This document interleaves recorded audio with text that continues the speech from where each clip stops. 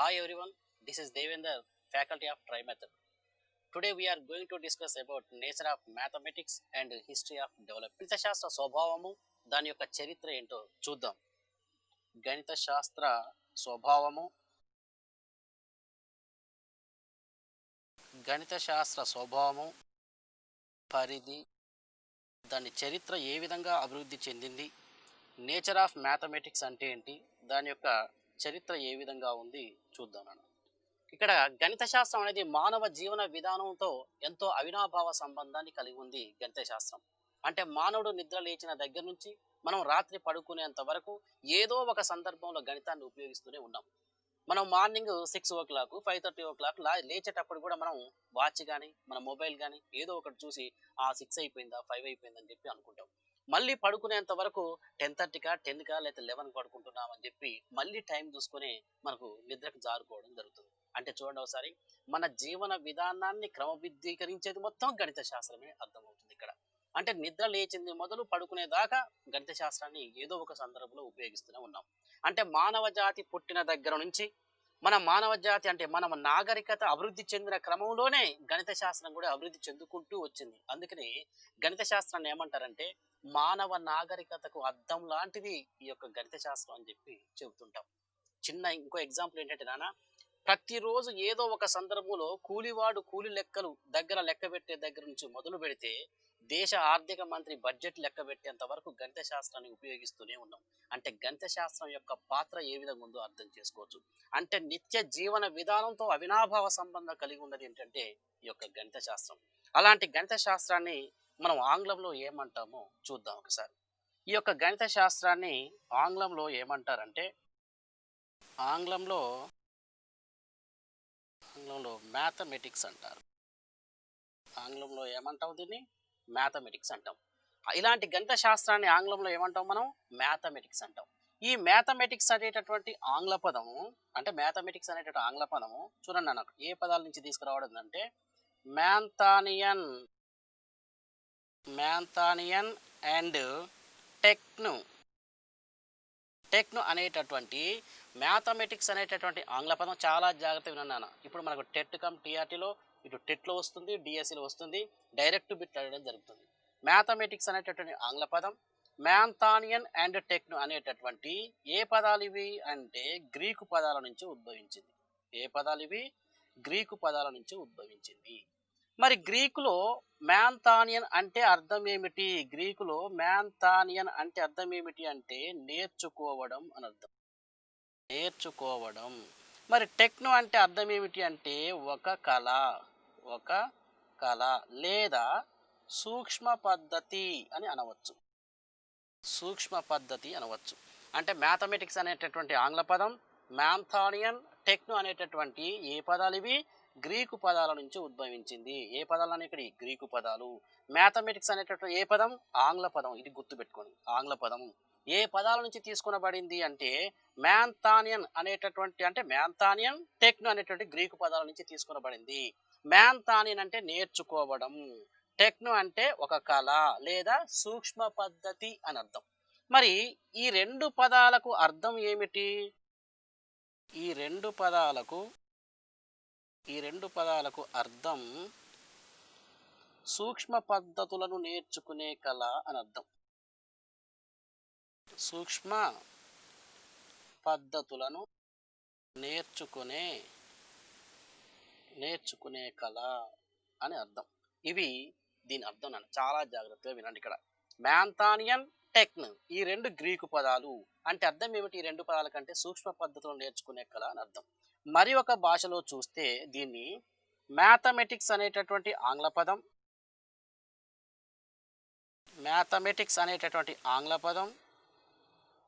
వినన్నాను. ఇక్కడ ప్రాచీన గ్రీకు భాష అయిన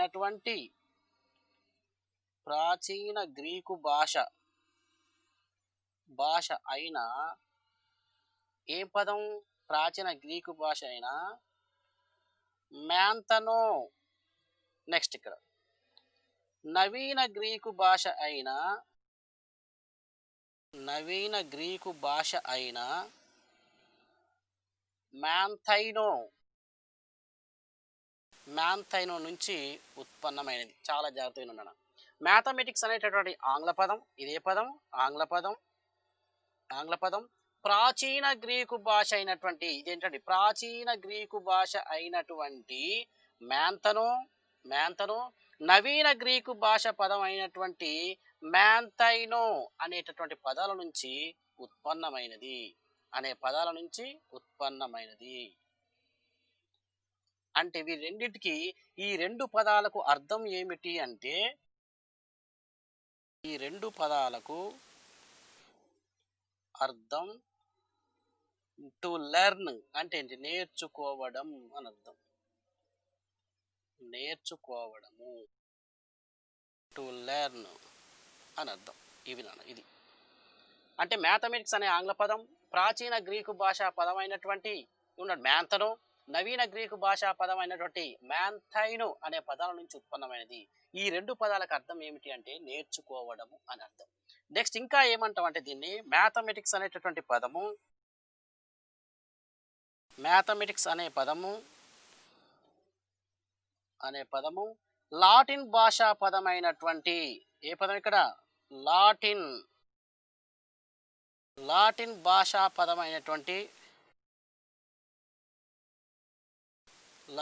భాషా పదమైనటువంటి అర్స మ్యాథమెటికా ఏ పదం నాన్న ఇక్కడ అర్స మ్యాథమెటికా అనే పదంతో చూపిస్తారు అనే పదంతో సూచిస్తారు. మరి దీనికి అర్థం గణిత కళ అని అర్థం. దీనికి అర్థం గణిత కళ అని అర్థం. చూడండి ఒకసారి మ్యాథమెటిక్స్ అనేటటువంటి ఆంగ్ల పదం అనే పదం లాటిన్ భాషా పదమైనటువంటి అర్స మ్యాథమెటికా ఏ పదం అర్స మ్యాథమెటికా అనే పదంతో చూపిస్తారు. అంటే మ్యాథమెటిక్స్ అనేటటువంటి పదాన్ని ఆంగ్ల పదాన్ని లాటిన్ భాషలోని అర్స మ్యాథమెటికా అనే పదంతో సూచిస్తారు. మ్యాథమెటిక్స్ అనేటటువంటి ఆంగ్ల పదం ప్రాచీన గ్రీకు భాషా పదమైనటువంటి మ్యాంథనో, నవీన గ్రీకు భాషా పదమైనటువంటి మ్యాంథైనో నుండి ఉత్పన్నమైనది. ఈ రెండు పదాలకు అర్థం ఏమిటి అంటే నేర్చుకోవడం అని అర్థం. మరి ఇక్కడ ఏంటి గణిత కళ అని చెప్పి ఇక్కడ అనుకుంటున్నాం. తర్వాత ఇంకా చూద్దాం నాన్న. గన్ అనేటటువంటి సంస్కృత భాషా పదం నుండి గన్ అనే సంస్కృత భాషా పదం నుండి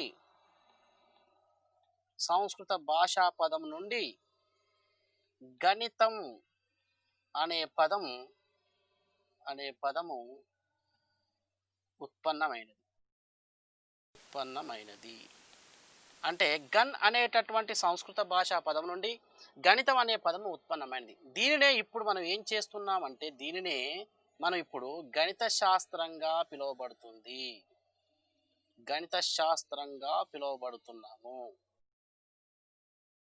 పిలువబడుతున్నాము. చూడండి నన్ను ఒకసారి.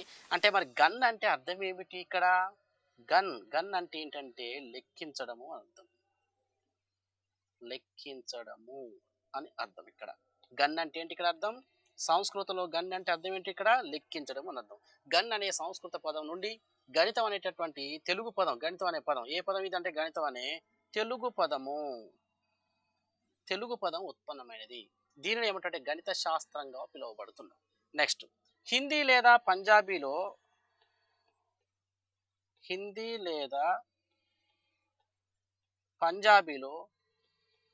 గణితానికి మరొక పేరు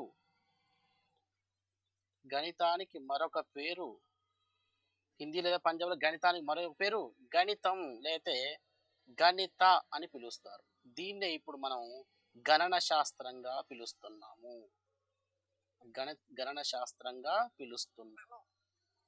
ఇది మన గణిత శాస్త్రం యొక్క డెఫినేషన్ మీద దాదాపు డిఎస్సిలలో అడిగే అవకాశం ఉంది. అప్పుడప్పుడు అడగడం జరుగుతుంది. మళ్ళీ ఒకసారి చూడండి. మ్యాథమెటిక్స్ అనేటటువంటి ఆంగ్ల పదం మ్యాంథానియన్ అండ్ టెక్నో అనేటటువంటి గ్రీకు పదాల నుంచి ఉద్భవించింది. మ్యాంథానియన్ అంటే నేర్చుకోవడం, టెక్నో అంటే కళ లేకపోతే సూక్ష్మ పద్ధతి. ఈ రెండు పదాలకు అర్థం ఏమిటంటే సూక్ష్మ పద్ధతిలో నేర్చుకునే కళ అని ఇలా అడగవచ్చు. నెక్స్ట్ మ్యాథమెటిక్స్ అనేటటువంటి ఆంగ్ల పదం ప్రాచీన గ్రీకు భాష అయినటువంటి మ్యాంథనో, నవీన గ్రీకు భాషా పదమైనటువంటి మ్యాంథైనో నుంచి ఉత్పన్నమైనది. ఈ రెండింటికి అర్థం ఏమిటంటే నేర్చుకోవడము, టు లెర్న్ అని అర్థం.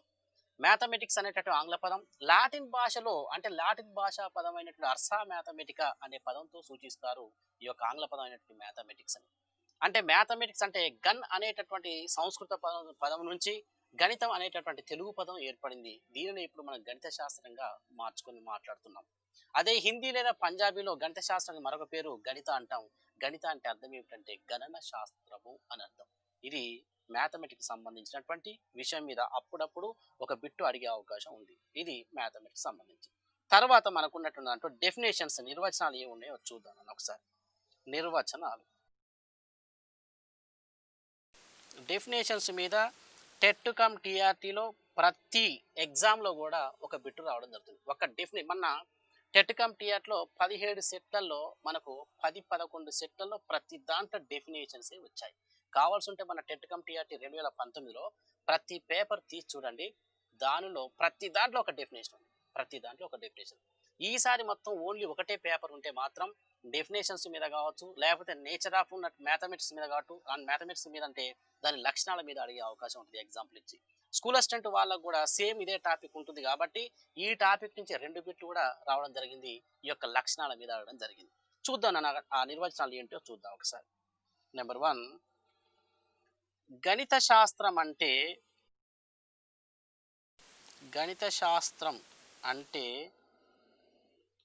ఒక పరిమాణ శాస్త్రం.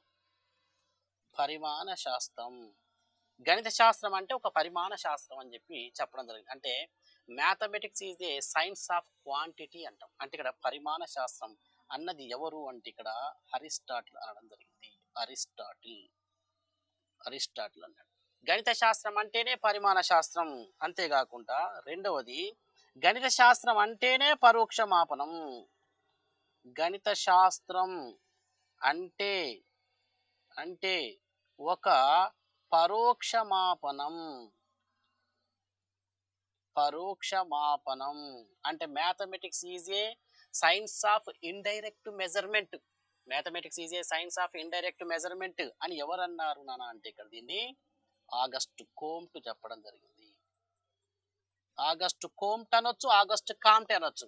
గణిత శాస్త్రం అంటే పరిమాణ శాస్త్రం ఎవరండి? అరిస్టాటిల్. గణిత శాస్త్రం అంటే ఉన్నటువంటి పరోక్ష మాపనం, ఇండైరెక్ట్ మెజర్మెంట్ ఎవరన్నారండి? ఆగస్ట్ కోమ్ట్. ఈ విధంగా నెక్స్ట్ మనకున్నటువంటి దాంట్లో అవసరమైనటువంటి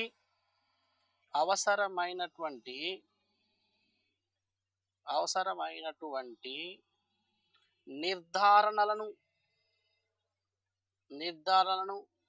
రాబట్టే శాస్త్రమే గణిత శాస్త్రము.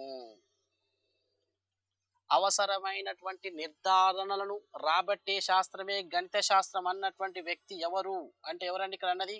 బెంజమిన్ పీర్స్ చెప్పడం జరిగింది. ఈ యొక్క బెంజమిన్ పీర్స్ మళ్ళీ ఒక నిర్వచనం చెప్పడం జరిగింది. ఏంటి ఆ నిర్వచనం అంటే ఆవశ్యకత పర్యవసానాలను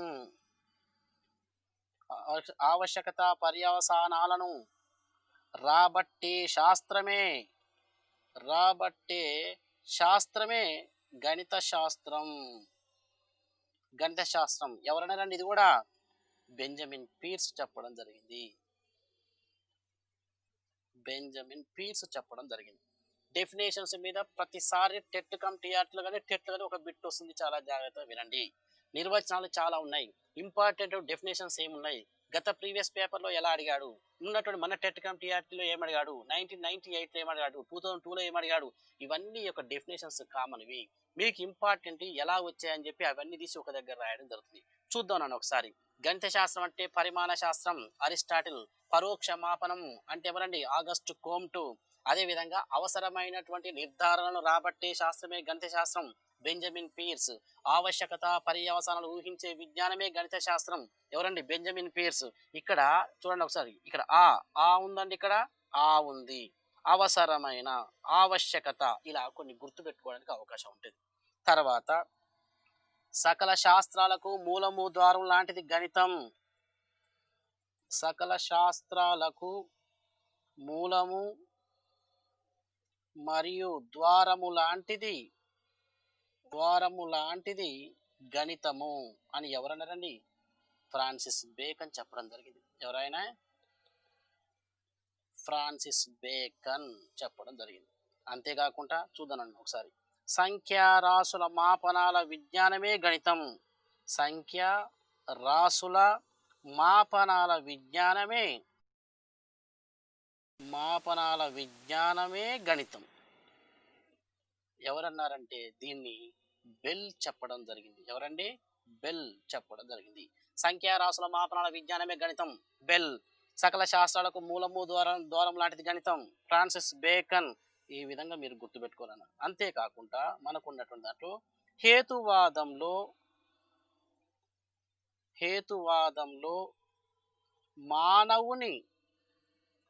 మానవుని మేధస్సు స్థిరపడే మార్గమే గణితం. హేతువాదంలో మానవుని మేధస్సు స్థిరపడే మార్గమే గణితం. ఎవరన్నారండి? జాన్ లాక్ చెప్పడం జరిగింది. మన బెల్లు మీద కానీ, జాన్ లాక్ మీద కానీ, ఫ్రాన్సిస్ బేకన్ కానీ, అరిస్టాటిల్ కానీ, ఆగస్ట్ కౌంట్, ఈ 5 బిట్లు వరుసగా రావడం జరిగింది. అన్ని సెట్లలో మార్నింగ్, ఈవినింగ్, ఆఫ్టర్నూన్ ఉన్నటువంటి సెట్లలో రావడం జరిగింది బిట్స్. అంతేకాకుండా చూద్దాం ఒకసారి. ఆత్మ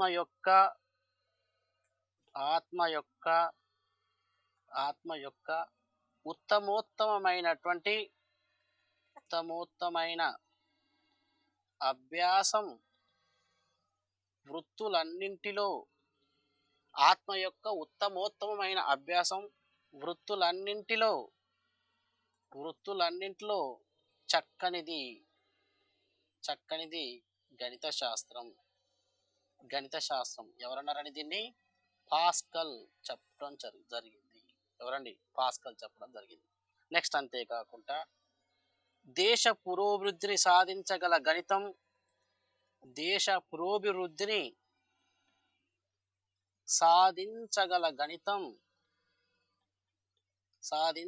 గణితం మరువరానిది. ఎవరన్నారు దీన్ని అంటే నెపోలియన్ చెప్పడం జరిగింది. మనకున్నటువంటి దాంట్లో చూద్దాం. సముద్రమంతటి గణిత శాస్త్రానికి అంతు ఎక్కడిది? సముద్రమంతటి గణిత శాస్త్రానికి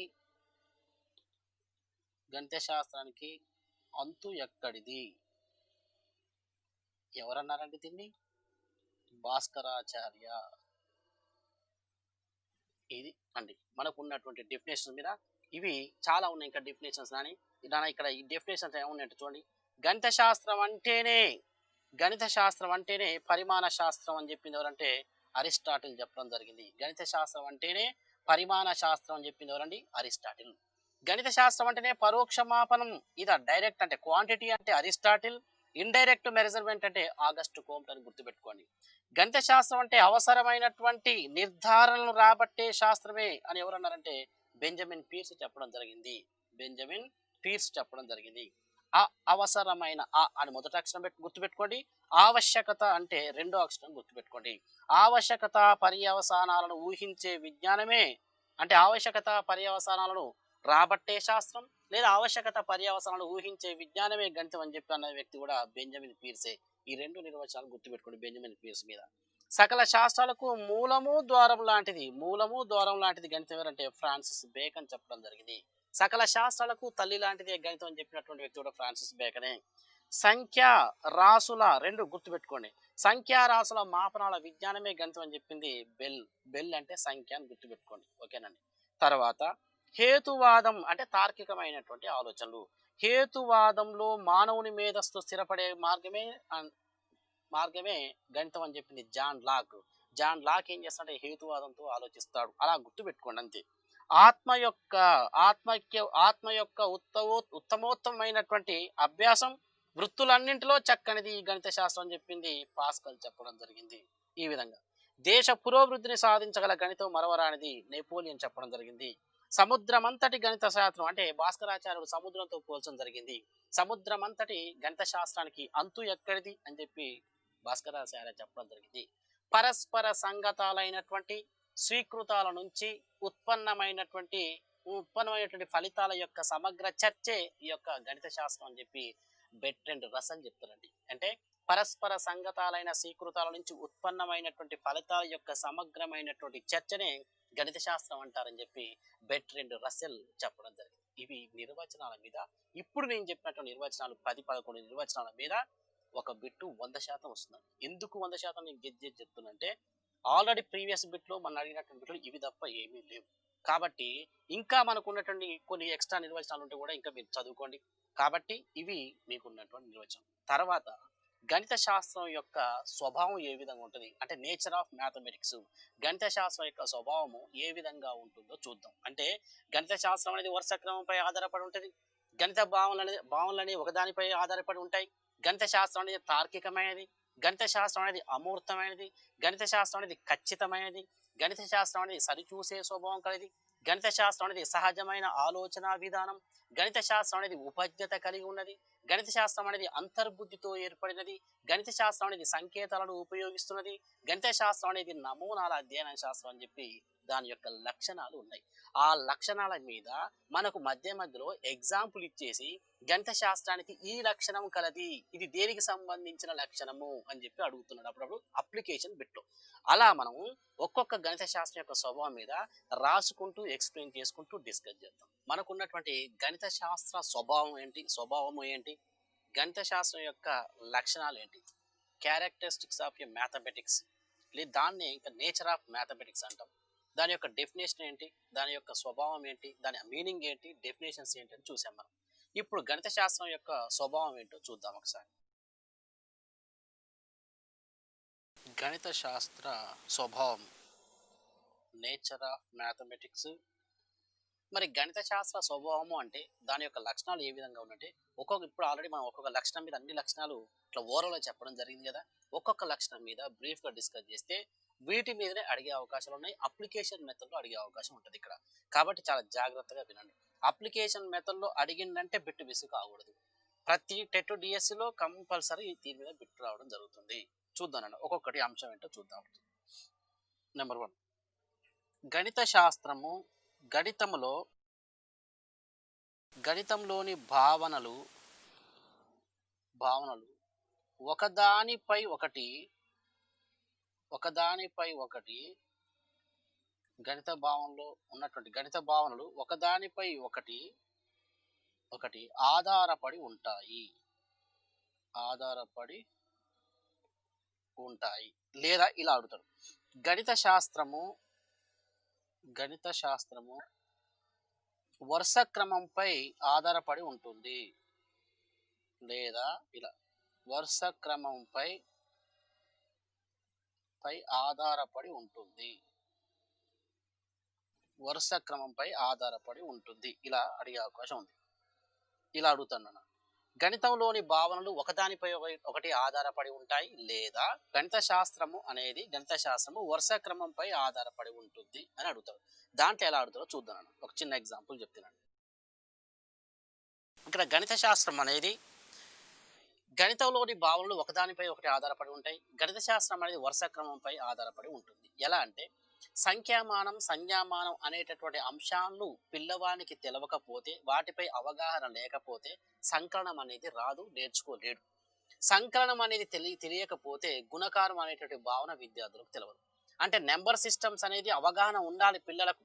1, 2 అంటే ఏమిటి అని చెప్పి ఆ యొక్క నెంబర్ సిస్టమ్ మీద తెలిసి ఉండాలి. అంటే సంఖ్యామానం సంజ్ఞామానం అనే దాని మీద పిల్లవాడికి అవగాహన ఉంటే సంకలనము అనేది అర్థమవుతుంది. సంకలనము నేర్చుకుంటే గుణకారం అర్థమవుతుంది. అందుకనే గణిత భావనలు అనేది భావనల నిచ్చెన పద్ధతిని పోలి ఉంటుంది. కాన్సెప్ట్ ఆఫ్ లాడర్ ప్రాసెస్ లో ఉంటుంది. అంటే ఒకదానిపై ఒకటి ఆధారపడి ఉంటుంది అని చెప్పి చెప్పడానికి అవకాశం. నీవు శాతము నేర్చుకున్న తర్వాతనే నిష్పత్తి అర్థమవుతుంది. నిష్పత్తి నేర్చుకున్న తర్వాతనే అనుపాతం అంటే ఏంది, అనుపాతంలో మిశ్రమానుపాతం, అనులోమానుపాతం, విలోమానుపాతం నేర్చుకుంటాం. ఇలా అనుపాతాలు నేర్చుకున్న తర్వాతనే నీకు ప్రాఫిట్ అండ్ లాస్, లాభ నష్టాలు అర్థమవుతుంది. అంటే ఒకటి నేర్చుకుంటే ఇంకొకటి అర్థమవుతుంది. అంటే ఒకటి నేర్చుకోవడానికి ముందు ఇంకొకటి నేర్చుకోవాలి. అంటే ఒకదానిపై ఒకటి ఆధారపడి ఉంటాయి అనేది ఈ యొక్క గణిత శాస్త్రం అనేది వరుస క్రమంపై ఆధారపడి ఉంటుంది. గణితంలోని భావనలు ఒకదానిపై ఒకటి ఆధారపడి ఉంటాయి. చూద్దాం ఒకసారి. అంటే ఇక్కడ సంఖ్యామానం సంజ్ఞామానం సంఖ్యామానం సంజ్ఞామానం మీద అవగాహన ఉండాలి. వీటి మీద అవగాహన ఉంటేనే పిల్లవానికి సంకలనం అంటే ఏందో తెలుస్తుంది. సంకలనం మీద అవగాహన ఉంటేనే గుణకారం నేర్చుకుంటాడు విద్యార్థి. ఇప్పుడు 3+3 = 6 అని చెప్పి అన్నాం విద్యార్థితోటి, పిల్లవాడిని బోధించాం. 3 అనేటటువంటి 3+3 అంటే 6 అనేది విద్యార్థికి అవగాహన ఉంటేనే 3 × 2 = 6 అనేది అర్థమవుతుంది ఈజీగా. అంటే సంకలనం నేర్చుకున్న తర్వాతనే గుణకారం నేర్చుకుంటే పిల్లవానికి అర్థమవుతుంది. అంతేకాకుండా ఇక్కడ మనకు శాతము నేర్చుకున్న తర్వాతనే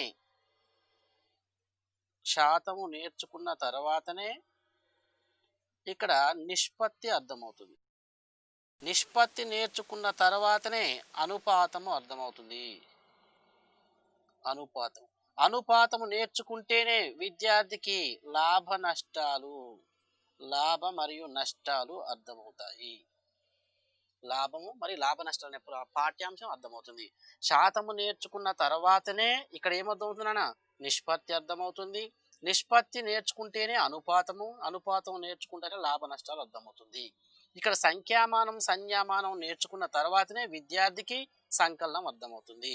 సంకలనం అర్థమైతేనే గుణకారం. కాబట్టి దీన్ని భావనల నిచ్చెన పద్ధతితో పోల్చవచ్చు. దీనండి భావనల నిచ్చెన పద్ధతితో పోల్చవచ్చును. దీన్ని కాన్సెప్ట్ ఆఫ్ లాడర్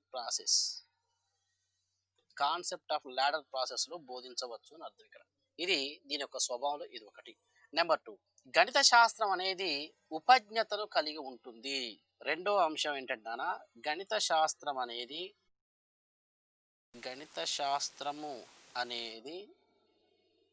ఉపజ్ఞతను కలిగి ఉంటుంది.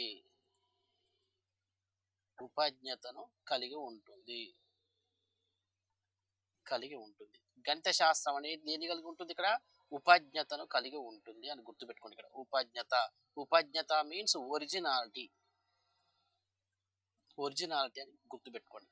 ఇక్కడ మనకు బిట్ ఎలా అడుగుతారంటే ఇక్కడ ఉపజ్ఞత అనేది ఏ విలువ, ఉపజ్ఞత అనేది ఏ సూత్రము అని అడుగుతాడు. ఉపజ్ఞత అనే పదము కనిపిస్తే 2 టైమ్స్ ఆడడం జరిగింది డిఎస్సీలలో.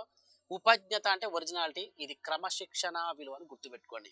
క్రమశిక్షణ విలువ, ఓకేనా? సరే, గణిత శాస్త్రం అనేది ఉపజ్ఞతను కలిగి ఉంటుంది.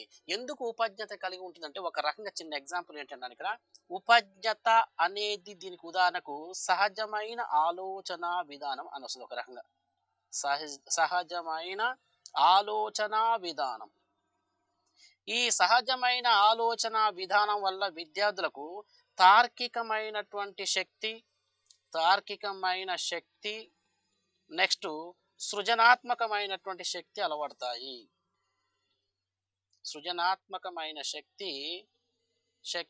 అలవడతాయి. అంటే ఒక ఉపజ్ఞత కలిగి ఉందంటే విద్యార్థులకు ఒక సహజమైన ఆలోచన వస్తుంది. సహజమైన ఆలోచనలో దాగి ఉన్నటువంటి శక్తులు ఏంటి అంటే తార్కికమైన శక్తి, సృజనాత్మకమైనటువంటి శక్తులు దాగి ఉన్నాయి. అంటే ఇక్కడ ఏమవుతుందంటే గణిత శాస్త్రం ద్వారా తార్కికమైన ఆలోచనలు పుట్టుకొస్తాయి, నెక్స్ట్ సృజనాత్మకమైనటువంటి ఆలోచనలు పుట్టుకొస్తాయని చెప్పి ఇక్కడ అర్థం. అంతేకాకుండా చిన్న ఎగ్జాంపుల్ చెప్తున్నాను. ఉపజ్ఞత అనే పదానికి అర్థం ఏంటి అంటే, ఉపజ్ఞత అంటే చిన్న ఎగ్జాంపుల్, శ్రీనివాస రామానుజన్ ఉన్నాడు కదండి, మనకు తెలుసు, ఒక గొప్ప గణిత శాస్త్రవేత్త శ్రీనివాస రామానుజన్. ఈ యొక్క శ్రీనివాస రామానుజన్ ఒకసారి అనారోగ్యానికి గురవుతాడు.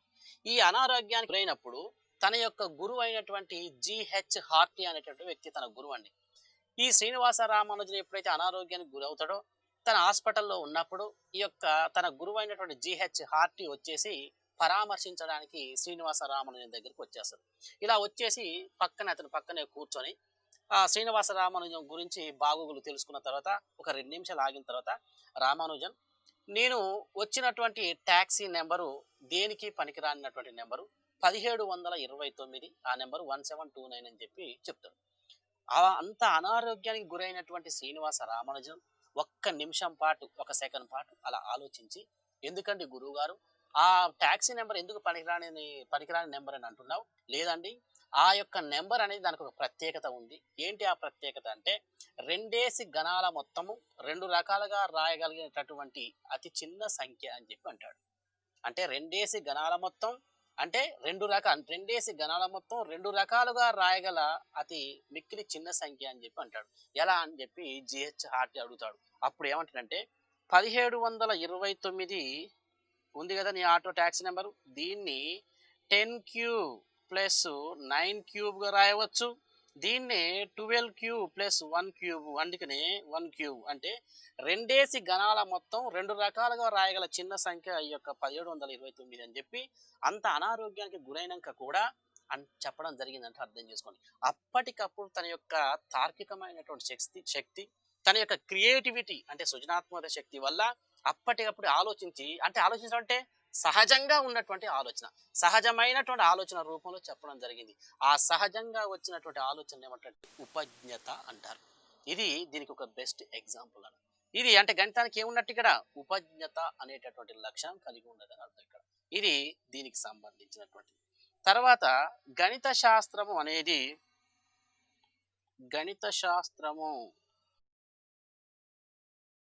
అనేది అమూర్త స్వభావం కలది.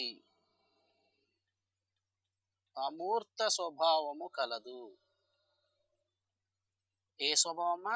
అమూర్త స్వభావము కలదు. గణిత శాస్త్రం అనేది అమూర్త స్వభావము కలదు.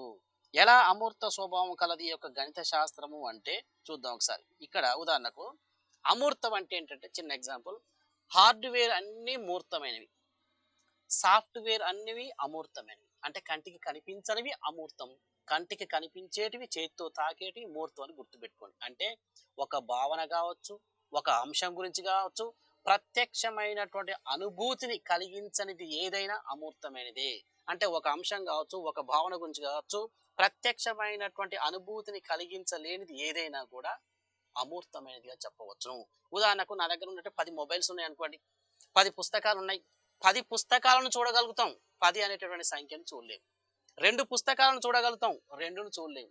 అంతేకాకుండా ఒక పెన్నును చూడగలుగుతాం, కానీ 1 అనేటటువంటి సంఖ్యను చూడలేము. అంటే ఇక్కడ ఏమవుతుందంటే మన సంఖ్య అనేటటువంటిది తెలియదు కాబట్టి గణిత భావనలని దాదాపు గణిత శాస్త్ర సూత్రాలు నియమాలు అన్నీ కూడా ఏంటంటే అమూర్తమైనటువంటివే అని గుర్తుపెట్టుకోండి. కాబట్టి గణిత శాస్త్రం అనేది అమూర్త స్వభావం కలదు. దీనికి ఎగ్జాంపుల్ ఏంటంటే 2 పుస్తకాలు అని అనుకోండి. ఇక్కడ 2 పుస్తకాలు కావచ్చు, 2 పండ్లు కావచ్చు, లేదా 10 పుస్తకాలు కావచ్చు. ఇక్కడ అమూర్తం ఏంటంటే 10 అనేటటువంటి సంఖ్య అమూర్తమైనది. అంటే ఇక్కడ ఏంటంటే సంఖ్య అనేటటువంటిది అమూర్తమైనది. ఇలా గుర్తుపెట్టుకోండి. ఓకే, నెక్స్ట్ మనకు ఉన్నటువంటి దాంట్లో ఇంకోటి గణిత శాస్త్రము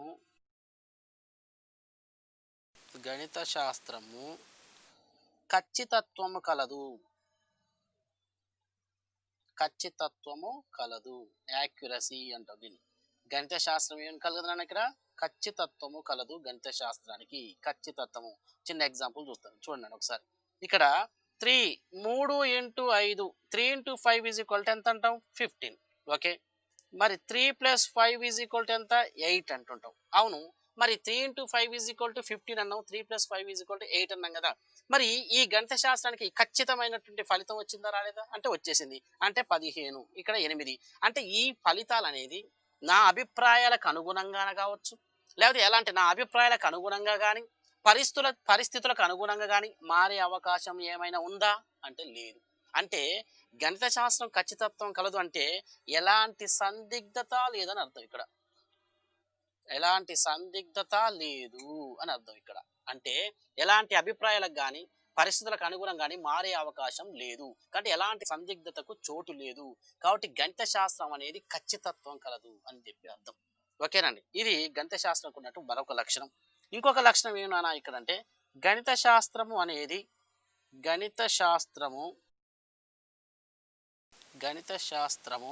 సరిచూసే స్వభావం కలదు.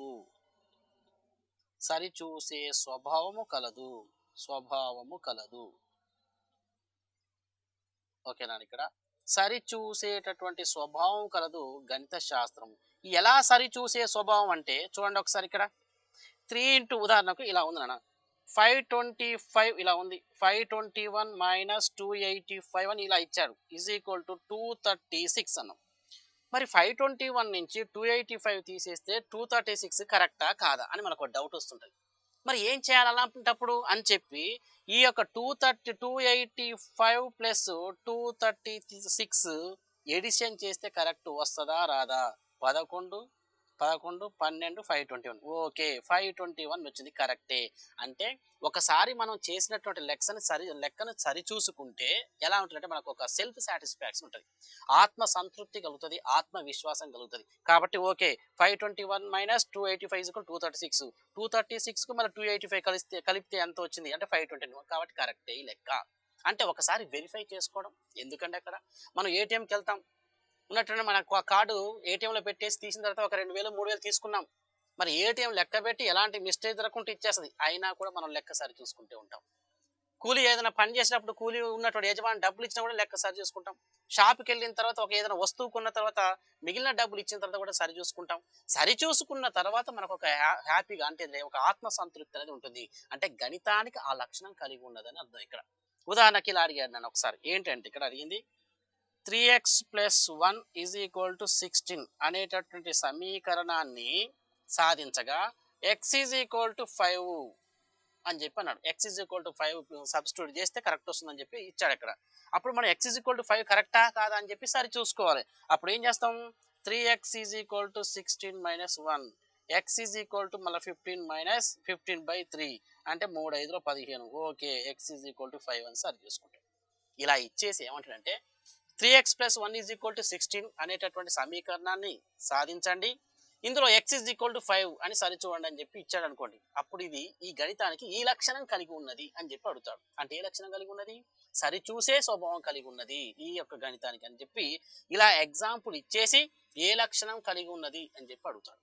లేదా ఇలా అడుగుతాడు, గణిత శాస్త్రం అనేది 3 × 5 = 15 ఎలాంటి పరిస్థితులకు అభిప్రాయాలకు తావు లేకుండా ఉంటుంది, ఎలాంటి సందిగ్ధత ఉండదు అనేది ఏ లక్షణం కలిగి ఉన్నది అంటే దాని ఖచ్చితత్వం కలిగి ఉన్నది అని అర్థం. సంఖ్య అనేటటువంటిది ఏ రకమైనటువంటి లక్షణం అంటే అమూర్తమైనటువంటిది అని లక్షణం గుర్తుపెట్టుకోండి. ఇక్కడ గణిత శాస్త్రం అనేది ఇలా చూడన ఉపజ్ఞతను కలిగి ఉన్నది అనేది ఏ లక్షణాన్ని కలిగి ఉన్నది? ఉపజ్ఞత అనేది ఏ లక్షణం అంటే గణిత శాస్త్రానికి సహజమైన ఆలోచన విధానం చెప్పి చెప్పుకోవచ్చు. అలా కూడా ఈ విధంగా నెక్స్ట్ భావనల నిచ్చెన పద్ధతి పోలి ఉన్నటువంటి లక్షణం ఏది అంటే వరుస క్రమంపై ఆధారపడి ఉంటుంది. ఏ విధంగానైనా సరే నన్ను ఇక్కడ మీకు ఇచ్చేది అప్లికేషన్ మెథడ్లో బిట్ ఇచ్చినా కూడా మ్యాటర్ ఇచ్చేసి బిట్ అడిగితే మాత్రం పర్ఫెక్ట్ చేయాలి. మీరు మీకు ఇచ్చేటటువంటి కాంటెంట్ అనేది ఒక బిట్టు మిస్ కాదు, ఎలా ఇచ్చినా చేయొచ్చు. కాబట్టి ఒకసారి చాలా జాగ్రత్తగా వినండి. గణిత శాస్త్రం అనేది తార్కికమైనది. ఆరో అంశం ఏంటంటే ఇక్కడ గణిత శాస్త్రము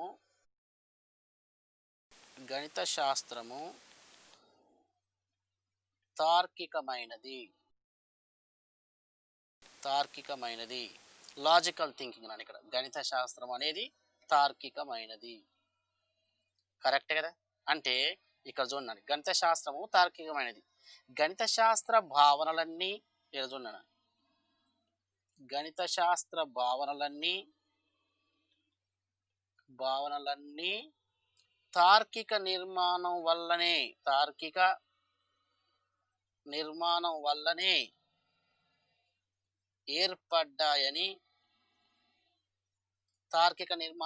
ఏర్పడ్డాయని రసెల్ వైట్హుడ్ల అభిప్రాయం.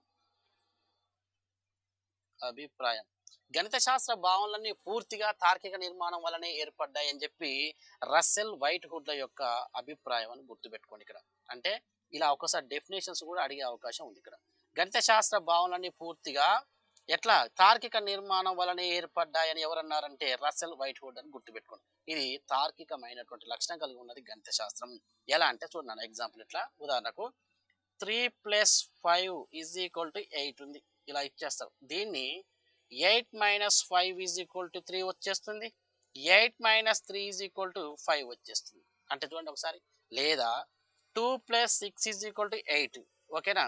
8 - 2 = 6 నెక్స్ట్ 8 - 6 = 2 అంటే ఇలాంటి. అంటే ఒక వ్యక్తి ఒక సమస్యను సాధించే క్రమంలో బౌద్ధికంగా అంటే ఒక వ్యక్తి ఒక సమస్యను సాధించే క్రమంలో బౌద్ధికంగా ఆలోచించేటటువంటి ఒక దృక్పథాన్ని తర్కము అంటాం. అంటే ఒక సమస్యను సాధించే క్రమంలో విద్యార్థి కావచ్చు, వ్యక్తి కావచ్చు, బౌద్ధికంగా జరిగేటటువంటి మార్పుని ఏమంటారంటే తర్కము అని అంటారు. ఇది గణిత శాస్త్రం యొక్క తార్కికమైనటువంటి లక్షణం కలిగి ఉన్నది. నెక్స్ట్ మనకు ఉన్నటువంటి ఇంకో అంశం ఏంటంటే ఇక్కడ 7వ అంశం, గణిత శాస్త్రము అంతర్బుద్ధితో ఏర్పడింది. అంతర్బుద్ధితో ఏర్పడినటువంటిది. అంటే ఇలా అంతర్బుద్ధితో ఏర్పడినది అంటే ఇది సహజమైనటువంటి ఆలోచన విధానమే గణిత శాస్త్రము.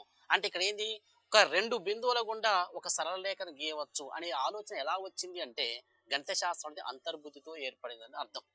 2 బిందువుల గుండా ఒక సరళ రేఖను గీయవచ్చును అనే ఆలోచన ఎలా వచ్చిందంటే నీకు సహజమైనటువంటి ఆలోచన విధానం. అంటే గణిత శాస్త్రం ఎట్లా ఆలోచించావంటే నీ యొక్క అంతర్బుద్ధితో ఏర్పడినటువంటి ఆలోచన అని అర్థం ఇక్కడ. అంటే చూద్దాం అన్న, 2 బిందువుల గుండా ఒక సరళ రేఖను గీయవచ్చు.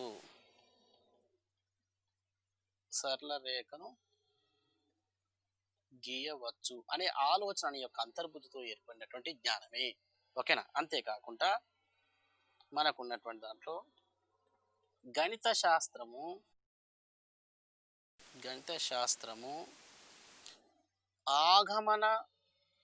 ఆగమన మరియు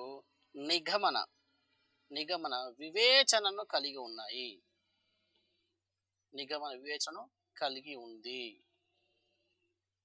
ఆగమన నిగమన వివేచన కలిగి ఉంది. ఏంటి ఆగమన నిగమన వివేచన కలిగి ఉంది అంటే చూడండి ఒకసారి. గణిత శాస్త్రం అనేది ఆగమన నిగమన వివేచన కలిగి ఉంది. ఇండక్టివ్ డిడక్టివ్ ఉన్నటువంటి వివేచన కలిగి ఉంది అంటుంది. అంటే ఇక్కడ చూడండి, గణిత శాస్త్రం ఆగమనం అంటే ఇండక్టివ్ ఉంటుంది. అంటే ఆగమనం రాబట్టడం అని అర్థం వస్తుంది. ఇక్కడ ఆగమనం అంటే ఏంటి? ఆగమనం అంటే నేను ఒక చిన్న ఎగ్జాంపుల్ చెప్తానండి. ఏదేని ఒక విషయాన్ని అనేక సార్లు పరిశీలించినప్పుడు, అంటే ఆగమన పద్ధతిని చెప్పేది, ఏదైనా ఒక విషయాన్ని అనేక సార్లు పరిశీలించినప్పుడు అన్ని సందర్భాల్లో అదే ఫలితం వస్తుంది. అంటే ఒక విషయాన్ని అనేక సార్లు పరిశీలించినప్పుడు ఒకే ఫలితం వస్తుంది. అంటే ఒకే ఫలితం వచ్చి మిగతా అన్ని సందర్భాల్లో కూడా పరిశీలించిన అదే ఫలితం వస్తుంది అనేటటువంటి నమ్మకాన్ని కలిగించడమే ఆగమన పద్ధతి. అలాంటి లక్షణం కలిగి ఉన్నదే ఈ యొక్క గణిత శాస్త్రము. ఒక విషయాన్ని అనేక సార్లు పరిశీలించినప్పుడు ఒకే ఫలితం వస్తూ మిగతా అన్ని సందర్భాల్లో కూడా ప్రయోగిస్తే అదే ఫలితం వస్తుంది అనేటటువంటి నమ్మకాన్ని కలిగించడమే ఆగమన పద్ధతి అంటాం. దానికి ఎగ్జాంపుల్ ఏంటంటే ఇక్కడ 1 + 3 = ఎంత వచ్చింది? 4 వచ్చింది. అంటే ఇక్కడ ఏం జరిగింది? 1, 3 కలిపితే సరి సంఖ్య వచ్చేసింది. అంటే 2 బేస్ సంఖ్యలు కలిపితే ఏమొచ్చింది? సరి సంఖ్య వచ్చింది. మరి ఏంటి చూద్దాం. మళ్ళీ 3 + 5 = కూడా ఏమొచ్చింది? 8 వచ్చేసింది. మళ్ళీ 2 బేస్ సంఖ్యలు 2 బేస్ సంఖ్యలు కలిపితే సరి సంఖ్య వచ్చింది. మరి అవునా కాదా అంటే మళ్ళీ ఇంకో టెస్ట్ చేద్దాం. 5 + 7 = ఎంత అంటే 12 వచ్చేసింది. అరే ఒక సందర్భంలో కరెక్ట్ అయింది, ఓకే. అంటే ఒక విషయాన్ని అనేక సార్లు పరిశీలించినప్పుడు ఒకే ఫలితం వస్తూ మిగతా అన్ని సందర్భాల్లో కూడా అదే ఫలితం వస్తుంది అనేటటువంటి నమ్మకం కలిగించడం ఆగమన పద్ధతి అంటాం. మరి ఈ ఆగమన పద్ధతిని ఎవరు కనుక్కున్నారంటే ఇక్కడ మన బోధన పద్ధతిలో డిస్కస్ చేస్తాం పూర్తిగా. కానీ ఫ్రాన్సిస్ బేకన్ దీన్ని కనుక్కోవడం జరిగింది. దీన్ని ప్రత్యేక శాస్త్రంగా రూపొందించిన వ్యక్తులు అంటే పెస్టాలజీ ప్రత్యేక శాస్త్రంగా రూపొందించిన వ్యక్తి. ఈ విధంగా ఉంటుందని చెప్పి మరి ఇప్పుడు కూడా కరెక్ట్ ఉందా అంటే మళ్ళీ ఒకసారి చూద్దాం. మళ్ళీ బేస్ రేట్ 7 + 5 = లేదా 7 + 9 = చూస్తే ఎంత వస్తుందంటే 16 సరి సంఖ్య. దీన్ని బట్టి ఏమనుకుంటాం? ఏవేని 2 బేసి సంఖ్యల మొత్తం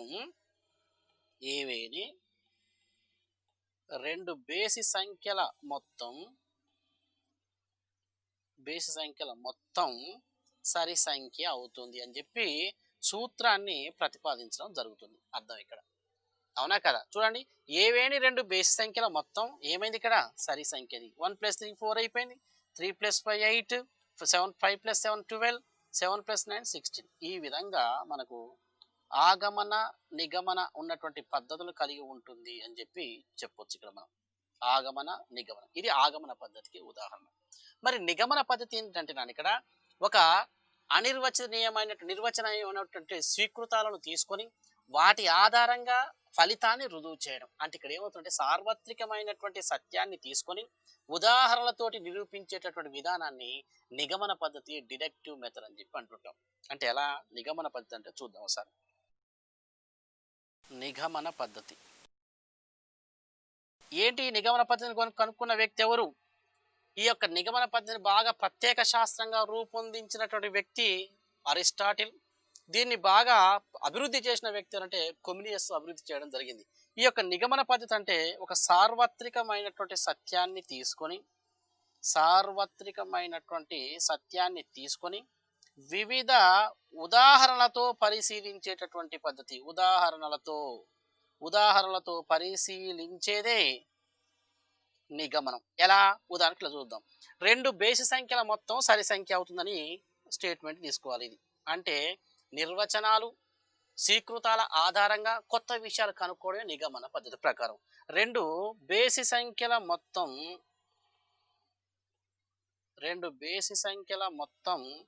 సరి సంఖ్య అవుతుంది అనేటువంటి సార్వత్రిక సత్యాన్ని తీసుకొని ఉదాహరణలతో పరిశీలించాలి. ఎలా పరిశీలించాలి? ఓకే, 1 + 3 = 4 వచ్చేసింది. ఓకే, సరి సంఖ్య, ఇది కరెక్టే అయిపోయింది. రైట్. అంతేకాకుండా 3 + 5 = 8 వచ్చింది. ఓకే, ఇది కూడా కరెక్టే. 5 + 7 = 12 వచ్చింది. ఇది కూడా కరెక్టే. 7 + 9 కూడా 16 వచ్చింది. ఇది కూడా కరెక్టే అని చెప్పి ఏం చేస్తారంటే ఒక సార్వత్రికమైనటువంటి సత్యాన్ని తీసుకొని వివిధ రకాల ఉదాహరణలతో నిరూపించేటువంటి పద్ధతి నిగమన పద్ధతి. అంటే ఇక్కడ ఒక అర్ధ ఉన్నటువంటి దాంట్లో ఎలా అంటే అర్ధవృత్తంలోని కోణం సమకోణం అని చెప్పి నిరూపించడానికి ఏ పద్ధతిని ఉపయోగిస్తామని చెప్పి ఒక బిట్టు రావడం జరిగింది. ఎప్పుడో ఓల్డ్ ఉన్నటువంటి దాంట్లో అది నిగమన పద్ధతి ద్వారా. అంటే ఒక సార్వత్రిక సత్యాన్ని తీసుకొని వివిధ ఉదాహరణలతో నిరూపించే ఒక పద్ధతిని ఏమంటాం అంటే నిగమన పద్ధతి అంటాం. అంటే గణిత శాస్త్రానికి ఉన్నటువంటి లక్షణం ఆగమన నిగమన లక్షణం కలిగి ఉంటుంది అని అర్థం ఇక్కడ. ఓకేనా? తర్వాత మనకు ఉన్నటువంటి దాంట్లో ఇంకొక అంశం ఏంటంటే దాని ఇక్కడ గణిత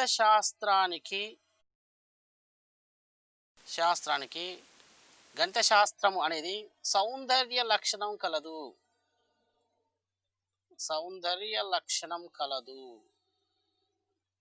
గణిత శాస్త్రానికి సౌందర్య లక్షణం కలదు. అంటే ఏం సౌందర్య లక్షణం కలదు గణిత శాస్త్రానికి అంటే చిన్న ఎగ్జాంపుల్ చెప్తున్నాను. మనం ఇంటి దగ్గర ఉన్నప్పుడు మన అమ్మ కానీ, చెల్లె కానీ, అక్క కానీ మార్నింగ్ ఉదయాన్నే లేచిన తర్వాత మనకు ముగ్గు వేస్తారు. ఇంటి ముందు ముగ్గు వేస్తుంటారు. ఈ ఇంటి ముందు ముగ్గు ఎలా వేస్తారంటే కొన్ని చుక్కలు ఇలా పెడతారన్న, కొన్ని చుక్కలు ఇలా చుక్కలు పెట్టి 10 చుక్కల ముగ్గని, 20 చుక్కల ముగ్గని, 10 5-6 చుక్కల ముగ్గు అని చెప్పి ముగ్గు వేస్తుంటారు. ఇలా ముగ్గు వేసినటువంటి ప్రతి మనం మార్నింగ్ ఉదయాన్నే లేచి ఇలా చూస్తే వరుస క్రమంలో పెట్టి ఈ ముగ్గులు అన్ని కూడా ఏముంటాయి? చతురస్రాలు, దీర్ఘ చతురస్రాలు, త్రిభుజాలు, ఓకేనా? అవునా కదా? శంకు లాంటివి, రేఖలు ఉంటుంటాయి. ఓకేనా? ఇలా రేఖలు ఉంటుంటాయి, సరళ రేఖలు, వక్రమార్గం, ఇలా అన్నిటి కలిపి మంచి ముగ్గు వేస్తారు. దాన్ని చూసి మనకి ఏమనిపిస్తుంది అంటే చాలా హ్యాపీ, ఆనందంగా ఫీల్ అవుతాం. అంటే ఒక సౌష్ఠవతను చూపించేటటువంటి లక్షణం కలిగి ఏంటంటే ఒక గణిత శాస్త్రం. అందుకని గణిత శాస్త్రానికి అందమైనది అని చెప్పి అంటుంటాం. అంటే ఇక్కడ ఇంటి ముందు వేసే ముగ్గులు కూడా త్రిభుజాలు, చతురస్రాలు, దీర్ఘచతురస్రాలు, సరళ రేఖలు, ఇలాంటి అన్నిటితోటి ఒక ముగ్గు ఏర్పాటు చేయడం జరిగింది. అందుకనే గణిత శాస్త్రానికి ఉన్నటువంటి మంచి లక్షణం ఏంటంటే సౌందర్యాత్మకమైనటువంటి లక్షణం కలది అని అర్థం ఇక్కడ. ఓకేనా? మరి గణిత శాస్త్రానికి ఉన్నటువంటి ఒక విశిష్టమైనటువంటి లక్షణం ఏంటంటే సరిచూసే స్వభావం. విశిష్టమైన లక్షణం ఏదంటే సరిచూసే స్వభావం. ఇవన్నీ కూడా గణిత శాస్త్రం యొక్క లక్షణాలకు సంబంధించినటువంటి లక్షణాలు ఉన్నాయి దీనికి. ఓకేనా? నెక్స్ట్ మనకు ఉన్నటువంటి లక్షణం గణిత శాస్త్రానికి సౌందర్య లక్షణం కలిగిన దాంట్లో గణిత శాస్త్రవేత్త శుద్ధ గణితాన్ని ఉపయుక్తమైనదని చదవడు. ఇక్కడ చూద్దాం. గణిత శాస్త్రవేత్త శుద్ధ గణితాన్ని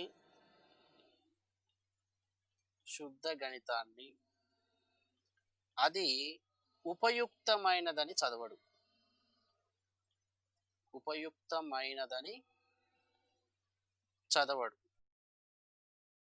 కానీ అంటే గణిత శాస్త్రవేత్త శుద్ధ గణితాన్ని ఉపయుక్తమైనదని చదవడు. ఎందుకంటే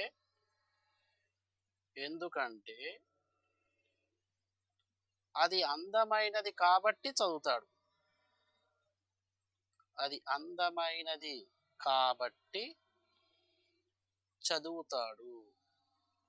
అని ఎవరన్నారంటే పొయిన్కేర్ అనడం జరిగింది. కేర్ చెప్పడం జరిగింది. ఇది మరి గణిత శాస్త్రానికి ఉన్నటువంటి మరొక లక్షణం ఏంటంటే నాన్న ఇక్కడ గణిత శాస్త్రానికి ఉన్నటువంటి మరొక లక్షణం గణిత శాస్త్రము గణిత శాస్త్రము సత్య స్వభావం కలదు. సత్య స్వభావము కలదు. గణిత శాస్త్రము సత్య స్వభావం కలదు. ఉదాహరణకి ఇలా చూద్దాం ఒకసారి. 3+3 = 6 అని అన్నాం అనుకోండి. ఈ 3+6 అనేది అది ఎక్కడైనా ఏ ప్రాంతంలో అయినా విశ్వంలో ఎక్కడైనా 3+3 6 3+3 = 6 ఏమైనా మారే అవకాశం ఉందా అంటే లేదు. అంటే గణిత శాస్త్రానికి ఉన్నటువంటి మరొక లక్షణం ఏంటంటే సత్య స్వభావం కలదు. అంటే విశ్వంలో కావచ్చు ఈ ప్రాంతం అని ఆ ప్రాంతం ఏ ప్రాంతం అని కాకుండా గణిత శాస్త్రానికి సత్య స్వభావం కలదు. ఇది ఉన్నటువంటి గణిత శాస్త్రానికి ఉన్నటువంటి మరొక లక్షణం. అంతేకాకుండా గణిత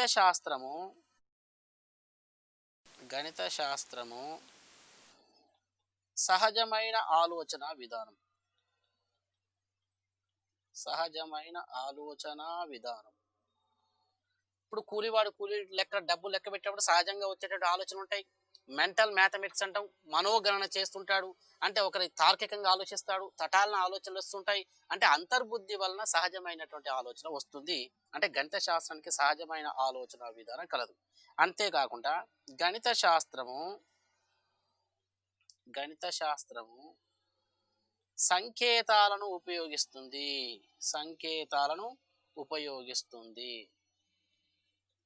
సంకేతాలను అంటే గణిత శాస్త్రంలో అన్ని నిర్వచనాల పరంగా చూస్తే, నియమాల పరంగా చూస్తే అన్ని సంకేతాలను ఉపయోగిస్తాం. ఎలా సంకేతాలు ఉపయోగిస్తాం అంటే ఉదాహరణకు ఇలా 4 మరియు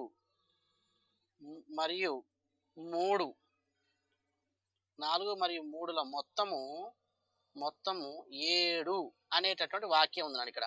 4 మరియు 3ల మొత్తం 7 అన్నాం. దాన్ని సింపుల్గా మనం ఏం చేస్తాం? 4+3 = 7 అంటాం. అంటే ఈ రోజు ఉపయోగిస్తున్నటువంటి సూత్రాలు కావచ్చు, మనకున్నటువంటి గణిత శాస్త్రానికి సంబంధించిన భావనలు సూత్రాలు కావచ్చు, అన్నీ కూడా ఏంటంటే సంకేతాల మీద ఆధారపడి ఉన్నటువంటిదే. ఇది ఈ ఉన్నటువంటి సంకేతాలను ఉపయోగించేటువంటి శాస్త్రం గణిత శాస్త్రం. దీనికి ఇదొక లక్షణం కలిగి ఉంది. ఇంకోటి ఏంటంటే గణిత శాస్త్రము నమూనాల అధ్యయన శాస్త్రం. గణిత శాస్త్రము నమూనాల అధ్యయన శాస్త్రం.